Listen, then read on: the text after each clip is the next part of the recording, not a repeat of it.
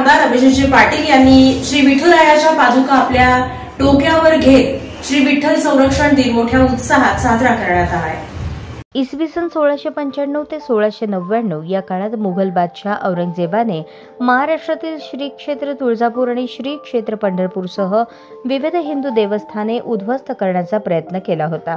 त्या काळात विठ्ठल भक्त स्वर्गवासी प्रल्हाद पंत बडवे यांनी श्री क्षेत्र पंढरपूर येथील श्री विठ्ठल मूर्तीचे संरक्षण करण्याची जबाबदारी देगाव येथील स्वर्गवासी सूर्याजी पाटील, आमदार अभिजित पाटील यांचे पूर्वज यांच्याकडे सोपवली होती। या ऐतिहासिक घटनेच्या स्मरणार्थ दरवर्षी अश्विन वैद्य नवमी या दिवशी श्री विठ्ठल मूर्ती संरक्षण महोत्सव साजरा केला जातो।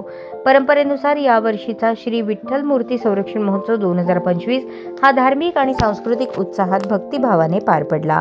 बुधवार दिनांक 15 ऑक्टोबर रोजी सकाळी 8 वाजता श्री क्षेत्र पंढरपूर येथील श्री विठ्ठल मंदिरातील नामदेव पायरी येथून विठ्ठलाच्या पादुका देगावकडे प्रस्थान झाल्या। दुपारी 1 वाजता विठ्ठल पादुकांचे पूजन संपन्न झाले।